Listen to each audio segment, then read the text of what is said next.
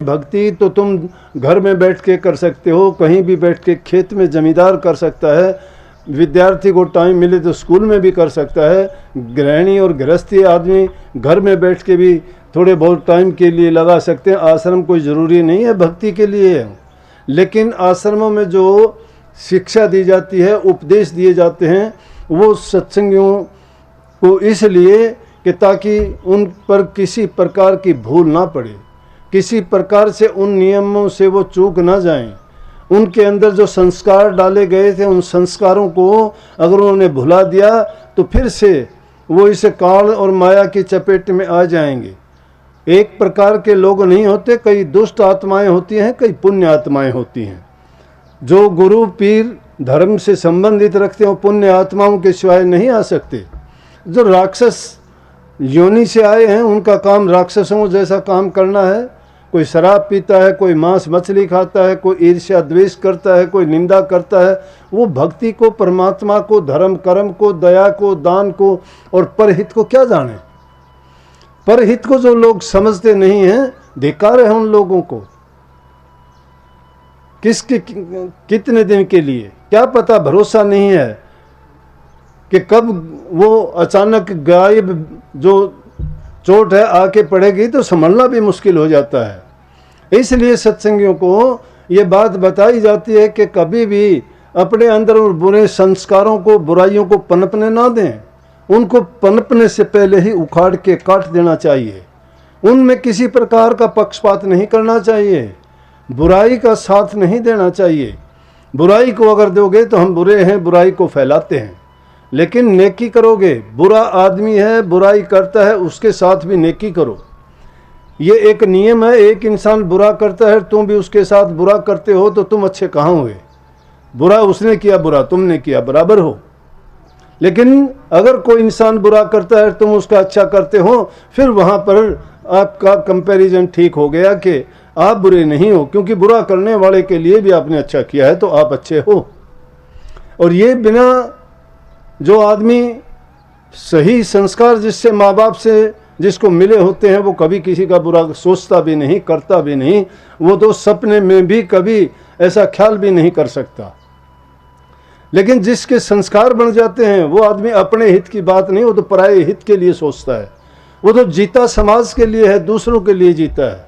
वो तो दूसरों की भलाई, दूसरे के कल्याण के काम सोचता रहता है कि कितने लोगों का मैं हित कर सकूं, और उससे जो बदले में उसको खुशी मिलती है, आनंद मिलती है, उस सबसे बड़ा पारितोषिक, सबसे बड़ा इनाम उसका होता है। और वो इनाम उसको ज़रूरत नहीं होती, वो चाह नहीं रखता उस इनाम की, लेकिन उसके मन में उससे लौट के शांति आती है, क्योंकि उसने जो काम किया है, जो कर्म किया है, उसका परिणाम ही शांति, सुख और उसको हर प्रकार से खुशी देने वाला है। इस बात को पुष्ट करने के लिए एक कहानी बताऊं। एक कोई परिवार रहता था किसी गांव में। पिता गुजर गया, एक लड़का था, पत्नी अकेली, लड़के की शादी भी नहीं हुई, जवान लड़का है। माँ सोचती है, कहती है कि अब कैसे गुजारा होगा, कमाई करने का साधन था वो गया, अब हमारा गुजारा कैसे होगा। बेटे से कहती है, बेटा बहुत बुरे दिन आए, अब ये बुरे दिनों का हम कैसे इसको टाइम को निकालेंगे, कैसा हमारा निर्वाह होगा, क्या होगा हमारा भविष्य।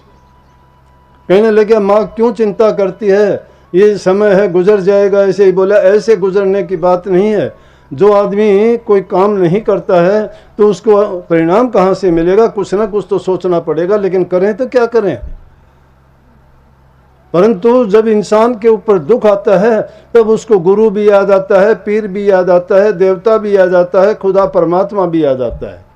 वैसे जो इंसान कभी इबादत नहीं करता, पूजा नहीं करता, कभी भक्ति और परमात्मा का नाम भी नहीं लेना चाहता, जब उसके ऊपर दुख आके पड़ता है तो फिर वो सब ढूंढ लेता है, सब ऐसे प्रयास करता है, पूछता है कि कोई ऐसा आदमी बताओ, कि ऐसे संत महात्मा बताओ। तो क्या किया कि उसकी माँ कहने लगी, बेटा एक बात बताते हूँ तुझे कि एक काम कर ले, कि एक फलाने जंगल में मैंने बहुत सुना है, काफ़ी लोग कहते हैं वहाँ एक बहुत बड़े संत रहते हैं। उससे मांगना नहीं, संतों से मांग के क्या मांगोगे, क्या मांगना है। मैं ये नहीं कहती तू कुछ मांगने के लिए जा, तू लेकिन उस संत के पास जाके और उसे एक सवाल पूछ के आ कि हमारे दिन भी कभी अच्छे आएंगे। ये माँ बाप का काम होता है कि संतान को अच्छे वो संस्कार दे, उसको धन देने की ज़रूरत नहीं है, कोई उसको दूसरे काम सिखाने की ज़रूरत नहीं है।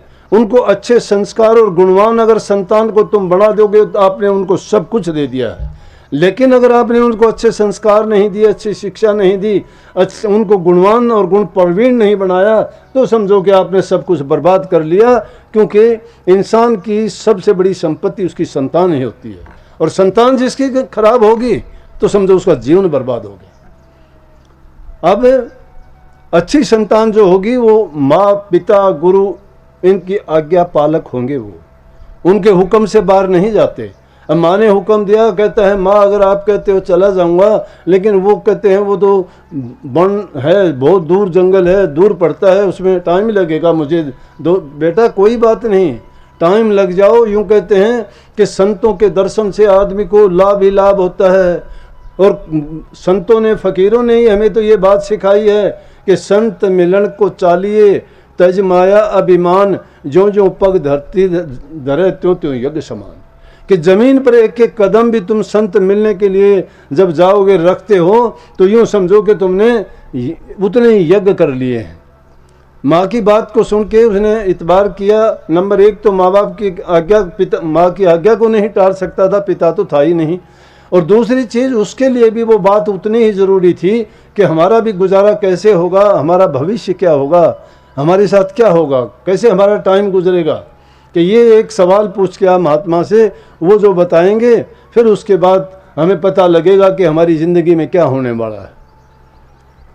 हर इंसान की ये चाह होती है, कोई ज्योतिषियों से पूछता है, कोई पंडितों से पूछता है, कोई गुरुओं के पास जाके पूछता है। अगर नहीं भी कोई पूछता है तो वो उसके लिए और यत्न बहुत करता है। कोई मंदिरों में पूजा करता है, कोई तीर्थों में जाके मांग मानता है, कोई जाके कहीं मठों में जाके मत्थे रगड़ता है, कोई मूर्तियों के सामने दीप जला के कहता है कि मेरी ये मन्नत पूरी करो, मेरी ये चाह पूरी करो। कोई संतान मांगता है, कोई धन मांगता है, कोई नौकरी मांगता है, कोई तंदुरुस्ती मांगता है। दुनियादारी की चीज़ें मांगने के लिए जगह जगह हर इंसान जाता है। तो उसके लिए तो सिर्फ एक सवाल ही था जो पूछने के लिए संत के पास उसकी माँ भेजती है। उसने अपनी माँ से विदा लेके चल दिया अपने गुरु से पूछने के लिए। संत महात्मा से कहने लगे कि एक पंथ दो काज होंगे, एक तो हमारे भविष्य का निर्धारण होगा, हमें पता लग जाएगा कि हमें हमारा कैसे बीतेगा समय, और दूसरा संतों के दर्शन से तो पता नहीं सब फायदे ही फायदे हैं। हर प्रकार से हमें लाभ ही लाभ होगा, नुकसान तो किसी तरह से भी नहीं है। संत किसी का लेते नहीं हैं, जब तो देते ही देते हैं। लेने वाला होना चाहिए, जिनकी दृष्टि लेने की होती है, वो दुनियादारी की चीज़ नहीं, वो तो वो भंडार सौंप देते हैं कि वो भंडार मिलने के बाद में इंसान को किसी चीज़ की चाह ही नहीं रहती। लेकिन उस भंडार को लेने वाले कितने हैं? हमें तो संसार के पदार्थों की तरफ नज़र होती है कि हमें वो चाहिए। साधु संत महात्माओं की भी यही नीति होती है। वो भी दुनियादारी के मेरे इतने चेले हो जाएं, मेरे इतने आश्रम हो जाएं, मेरे पास इतनी दौलत हो जाए, मेरे इतने भंडारे चलें, ये हो वो हो, ये भी चाह रख के, ये गुरुओं के काम भी यही है। चाह रखते हैं, चाह सबको है, चाह में फ़र्क है। एक चाह रखता है कल्याण के लिए, एक चाह रखता है दूसरे का नुकसान के लिए, एक चाह रखता है अपने गुजरान करने के लिए। लेकिन जितनी जिसकी ज़रूरत है उसके अनुसार वो अपनी चाह तो मांगता है। हर इंसान उसको कहता है कि मुझे ये मिलना ही चाहिए। ऐसा कोई नहीं दुनिया में जो ये कहता हो मुझे नहीं मिलना चाहिए। क्या किया? चलता जाता है, चलते चलते पूरा दिन गुजर गया। दूर था मन, एक गांव आया, गांव में एक दो जगह पूछा, अच्छे वक्त थे वो, एक दो से पूछा कि भाई मैं रुकना चाहता हूँ रात को। बोल किसी ने कोई मजबूरी बताई, किसी ने कोई मजबूरी। लेकिन एक जगह देखा तो एक बड़ा धनवान सेठ था, उसकी सेठानी दरवाजे पे खड़ी थी। अच्छे आदमियों में जिनके अच्छे संस्कार होते हैं उनकी बोली में रस होता है। जिसकी बोली में रस होता है वो कहीं भी चला जाए उस आदमी को हर कोई प्यार करेगा। कहने लगा माता जी राम राम। देख के कहने लगी हाँ भाई बोलो, कहाँ से आए हो, कौन हो? माता जी क्या आया हूँ, मैं सफ़र के लिए जा रहा हूँ, मुझे जाना था, रात पड़ गई, रात बासा चाहिए मुझे। मुझे और किसी चीज़ की ज़रूरत नहीं, थोड़ा एक सोने के लिए जगह चाहिए, वो अगर मुझे मिल जाए सुबह को उठ के मैं अपना रास्ता लूँगा। आज ज़माना वो नहीं है। आज अगर जिसको तुम पनाह दे भी दोगे कोई मान भी लेगा, अनजान आदमी तो क्या जानकार आदमी को भी रखना बड़ा मुश्किल हो गया। हर इंसान के दिल में धोखा, कपट और छल भरा हुआ है। जिसका हित करोगे वही तुम्हारा दुश्मन बन जाएगा, जिसको तुम अच्छा समझ के उसकी मदद करोगे वही कल को तुम्हारे सामने तुम्हारा एक विरोध बन के खड़ा हो जाएगा। तुम्हें वो उसका सुख के जो तुमने किया था उसका बदला चुकाने की बजाय वो तुम्हें दुख देने का एक कारण बन जाएगा। लेकिन वो अच्छे वक्त थे, अच्छी औरत थी, जबान में मिठास था। उसकी बात सुन के कहने लगी बेटा कोई नहीं, आपको जगह मिलेगी। उसने चारपाई दी, कहने लगी खाने के बता। बोला माता जी खाने की तो कोई बात नहीं, मेरा काम चल जाएगा। लेकिन नेक औरत थी, कहने लगी बेटा चल के आया पूरा दिन से, भूख तो होगी। उसने उसको खाना दिया और अपना खाना खा के वो आराम से सोया। सुबह को कहने लगा माता जी मैं चलूँ। बोली बेटा पूछूं मैं आपसे कि आप जा कहाँ रहे हो, क्या काम जा रहे हो। बोला माता जी मेरी माँ ने मुझे ये कहा है कि इस तरह से कि एक महान संत हैं उस जंगल में, और मैं उनसे जाके पूछूं कि वो वहीं पे अपना ध्यान में मस्त रहते हैं। लेकिन जो भी जाता है उनसे पूछता है तो उनको वो बिल्कुल अच्छी बात बताते हैं और जो वो बताते हैं वो सही होती है। बोले मैं उनके पास जा रही हूँ। कहने लगी बेटा तू जा तो रहा है, या ये मेरा भी एक काम है, मेरा भी एक प्रश्न पूछ के आना। बोले कि हाँ बोलो माता। क्या? कि मेरा जो एक लड़की है वो लड़की गूंगी है, वो बोलती नहीं है, उसके बारे में पूछ के आना, उसका क्या भविष्य होगा, उसके मेरा भी एक सवाल। बोला माता जी आपने मुझे रात का रहने के लिए टाइम दिया और मेरा अच्छा वक्त गुजरा, रात गुजरी, मैंने विश्राम किया, मैं आपका सवाल ज़रूर पूछ के आऊँगा। बस आगे निकला तो थोड़ी दोपहर हो गया, चलते चलते गर्मी का टाइम था अब के जैसे।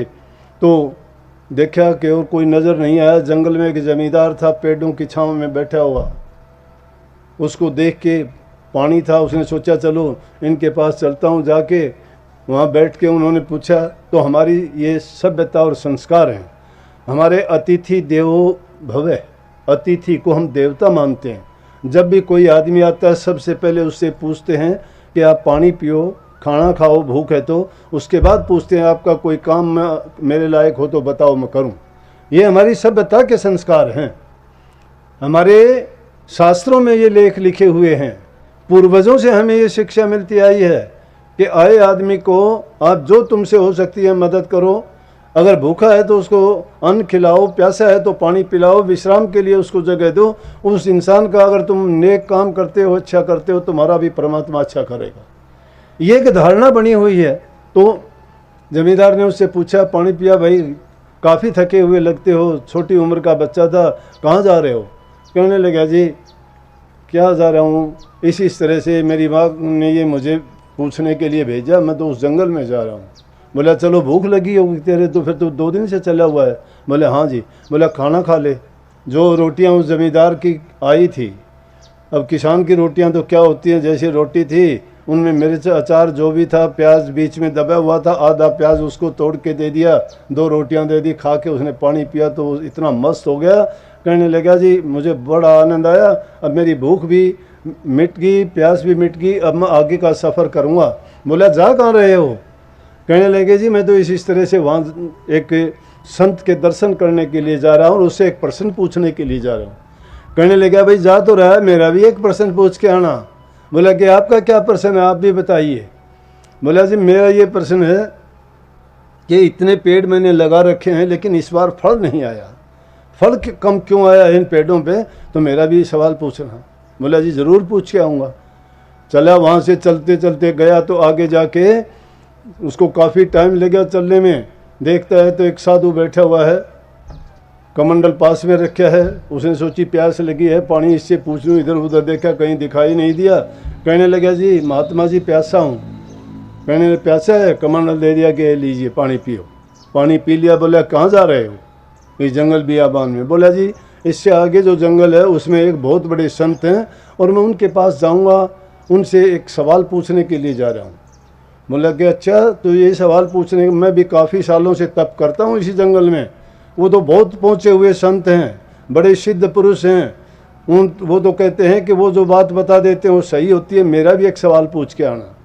मुझे इतने दिन हो गए ध्यान लगाते हुए, लेकिन मुझे भी कभी ज्ञान प्राप्त होगा या मैं ऐसे ही चला जाऊंगा? ये मैंने जो इतना साधना की है, इतना तप किया है, इतना संयम किया है, इतना कठोर इस जंगल में रहते हुए खान पान छोड़ के कंद मूल फल खाता हूँ, एकांत में रहता हूँ, कोई मेरी विषय वासना कोई कामना नहीं है। मेरी कामना है प्रभु से प्राप्त करने की, उस ज्ञान को हासिल करने की। क्या मुझे वो ज्ञान प्राप्त होगा? ये पूछ के आना।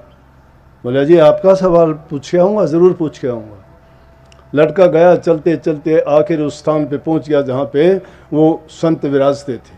उनके पास जाके बैठता है। वो समाधि में बैठे हुए थे, आंखें बंद थी, तो जाके चुपचाप उनके सामने बैठ गया।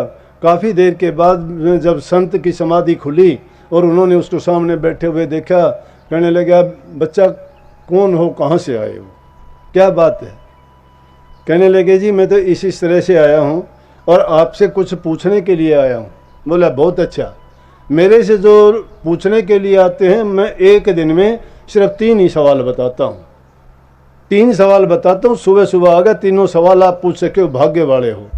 मन में सोचता भाग्य वाला कहाँ हूँ, सवाल तो 4 हो गए, एक माँ का, एक सेठानी का, एक किसान का और एक साधु का। बोला कि मैं तो 3 से ज़्यादा नहीं बताता भाई, 3 सवाल तो पूछ सकता है। अब मन में सोचता है मैं चौथा किसका सवाल छोड़ूं? माता का छोड़ूं जिसने मुझे रात का विश्राम कराया, उसका एहसान है मेरे ऊपर, उसका सवाल कैसे छोड़ सकता हूं? पूछूंगा। फिर कहता जमींदार जिसने मेरे प्राण बचाए, अन्न का दान दे के अन्न नहीं देता तो मैं कैसे जीवित रहता? उसने मुझे रोटियां दी, इतना प्यार से बोला, तो उसका सवाल भी मैं नहीं छोड़ सकता, उसका पूछूंगा। तीसरा कहता है महात्मा जी ने भी मेरी प्यास मिटा के ने, और उसने बड़ी आस के साथ ये कही, और वो भी महापुरुष हैं, अगर उनकी बात की अवहेलना हुई तो क्या पता मुझे क्या श्राप दे दें, क्या कह दें।